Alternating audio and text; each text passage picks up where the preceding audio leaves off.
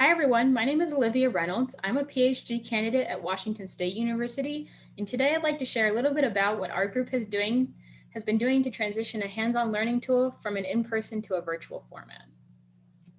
To start this presentation, I'd like to give a brief background on the hands-on learning tools that we've developed here at WSU over the past couple of decades. We've developed several modules called low-cost desktop learning modules that are intended to demonstrate fluid mechanics and heat transfer concepts to students in their undergraduate courses. So far, we have 2 modules for fluid mechanics and 2 modules for heat transfer. For fluid mechanics, we have a hydraulic loss module, which allows students to visualize pressure loss trends in a straight pipe, as well as understand continuity and mass conservation in a pipe of constant diameter. We also have a venturi meter that shows students the relationship between pressure and diameter in the venturi meter, as well as allows them to understand velocity versus diameter trends in the venturi meter. We have 2 types of heat exchangers, a double pipe heat exchanger and a shell and tube heat exchanger. Both of these modules allow students to visualize fluid flow through heat exchangers, understand the heat transfer rate in these 2 types of heat exchangers, and understand how process parameters such as flow rate and inlet temperature affect the heat transfer rate in the heat exchanger. All 4 of our LCD LMs are highly visual. They're constructed out of transparent plastic, which allows students to very easily see pressure and fluid flow trends through these modules. They do a good job of promoting both qualitative and quantitative understanding of concepts. Students are able to take accurate pressure, flow rate, and temperature data in these modules, and those data do generally correlate well with industrial correlations that students find in their textbooks, which allows them to understand that these correlations that they read about do have real-world applications. We've worked hard to keep these modules very low cost. Currently, these kits cost approximately the same as a textbook, so we're hoping that allows many institutions to purchase these and use them with their students in the classroom. Traditionally, LCD-LMs are used in a variety of classroom settings. At WSU, we typically use these in a classroom full of tablet armchair desks. These are small enough to fit on your standard desktop. We've also had instructors implement these in a lab type setting, and they work well there as well. Typically, students will work with these LCD-LMs for about an hour, and during that time, they'll work with a group of around 3 to 4 students to work through a worksheet where we ask them to take qualitative and quantitative data and have a discussion about the trends they're seeing in these LCD-LMs with their group mates. We find that the 2 major points of value with these LCD-LMs are that they're visual and that they do promote interactive discussion with peers. And because of both of those features, we do see improvements in conceptual understanding when students use these LCD-LMs compared to lecture, and we see improvements in student motivation. So our group is currently engaged in an NSF AIChE project called AIChE, and the purpose of this project is to widely disseminate these LCD-LMs across the nation. We currently use a hub and spoke model to involve about 50 participating institutions across the nation. We have 7 regional hubs that these participants are connected to, and they get trained by a hub coordinator and also have regional hub support from that hub coordinator. So we're hoping that with this model, instructors are able to effectively implement these LCD-LMs in their classrooms, and that they feel like a sense of connection with their regional peers as they're using this hands-on technology. So like many people that were implementing hands-on pedagogies in spring 2020, the COVID-19 pandemic really put a wrench in our plans for AIChE. Most of our participating universities that were planning on implementing these LCD-LMs in person in spring 2020 moved to a fully online format after the pandemic grew in the United States. So what that meant for our AIChE team is that we needed to develop some virtual materials to replace the hands-on implementations with the LCD-LMs so that our participating instructors could still use these modules and introduce their students to them. So we came up with a number of criteria that we wanted to have for our virtual materials. The first is that we wanted to develop materials that were very flexible in application. Because we had so many participating universities, we realized that their lecture format would be quite different between universities. So we wanted to make sure our materials would be useful both for synchronous and asynchronous applications. Next, we wanted to keep the videos short in length. We realized that many of the students using these materials would be taking online classes for the first time. So we wanted to make sure these videos were short enough to keep students engaged and interested in the topic. Next, we wanted to ensure that these videos had appropriate conceptual depth. We still wanted students to understand the concepts associated with these DLMs, not just see a demonstration of the module alone. Next, we wanted to emphasize the visual components of the LCDLMs because we feel that that's important to aiding students' understanding. And finally, we wanted to make sure that these materials were accessible so that students weren't burdened trying to find these online implementation videos, and then instructors would have an easy time directing their students to these materials. With those criteria in mind, we decided to develop 2 types of videos to replace the hands-on LCDLM implementations. First, we developed demonstration videos for each of the 4 modules. These videos are about 10 minutes in length, and we have a graduate student, me in this case, going through the setup of the LCDLM, data collection, and a discussion of visual and conceptual trends that students would find on the worksheet. We hope that this helps students understand the types of data that you can take with these modules, and also helps them understand fluid flow phenomena and the general principles that are associated with this module. The next type of video that we developed were short conceptual videos that focused on an in-depth discussion of 1 or 2 learning objectives that students would find on the worksheet associated with the module. We decided to record these videos in an attempt to bridge the understanding gap, especially during asynchronous implementations. So we realized that in a classroom setting, students have a lot of opportunity to have back and forth discussions with their peers and their instructors if they don't understand a concept with these LCDLM implementations. However, if the student is doing an asynchronous implementation and they have misunderstandings about a concept, it's much more unlikely that they will understand that concept from watching the demonstration video. So we created these conceptual videos to kind of give students a better understanding of the more difficult to understand concepts that are associated with these modules. They're about 2 or 3 minutes in length, and they're all animated in PowerPoint and narrated. So we're hoping that they're engaging for students and do help to promote a deeper conceptual understanding. For the next portion of this presentation, I'd like to go through how these virtual materials were actually used by our implementers, and also some of the conceptual and motivational data that we collected during these implementations. So these virtual materials ended up being quite well used in spring 2020. We had about 10 virtual implementations that were done as part of the AIChE project at 6 institutions, which represented about 300 students using these materials in their classes. The majority of our virtual implementations were for the double pipe heat exchanger, but we did have smaller numbers of professors implement the hydraulic loss and shell and tube heat exchanger modules using the virtual videos. We also had a good mix of implementation types during these virtual implementations. About 40% of the implementations were synchronous, about 40% were asynchronous, and about 20% had a mix of synchronous and asynchronous components. We were also really pleased to see that our participating instructors allowed students to work in groups for a majority of the implementations.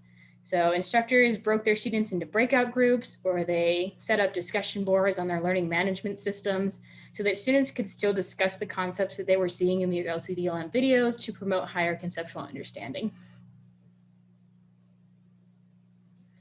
I'd like to now move into some of the data that we collected for the hands-on and virtual implementations over the past year.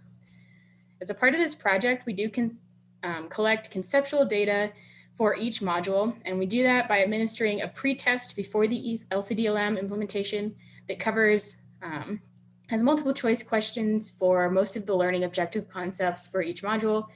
The students do the LCDLM implementation, and then we ask the same questions on a post-test after the implementation to attempt to measure the gain in conceptual understanding that these LCDLMs are promoting. And so there's 2 graphs on this page. First, on the left, we have the fall 2019 hands-on implementations with the double pipe heat exchanger. This graph shows the pre-test scores and the post-test scores for each implementation, as well as overall. On the right, we have the same data, but this was for the spring 2020 virtual implementations. So there's a couple of important things to note about these graphs. The first is that the overall improvement in score for all implementations collectively, students' conceptual understanding did significantly improve from the pre to the post test. So this tells us that both the hands-on and the virtual implementations are promoting a gain in conceptual understanding. Second thing to note here is that there is a lot of variability both for the hands-on implementations and the virtual implementations, depending on who implemented this module. And this is a common theme that we've seen throughout this project, that the way the instructor interacts with the students and actually implements these LCDLMs in the classroom is very important for conceptual understanding. So we found that with our hands-off instructors that don't explain concepts and just kind of set students loose to work with these modules without much guidance, we see that those students really don't gain in conceptual understanding versus our instructors that really make sure they're explaining concepts, they're engaging with students. We do see that the students' conceptual understanding greatly improves after the LCD-LM implementations.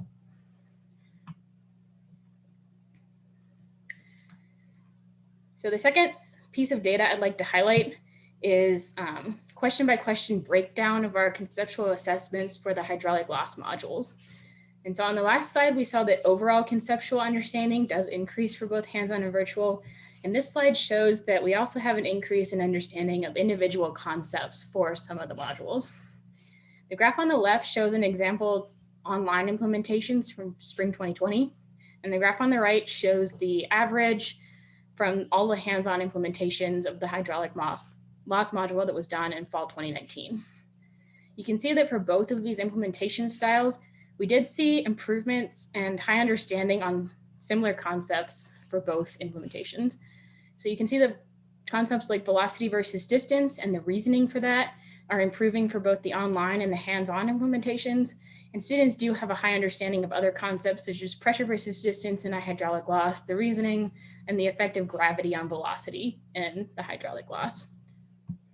So we can conclude from this data that not only do virtual and hands-on implementations both promote overall conceptual understanding, they also promote understanding of these individual concepts that we test for. Next, I'd like to go over a case study that shows the importance of how instructor guidance impacts student conceptual understanding for asynchronous implementations in particular.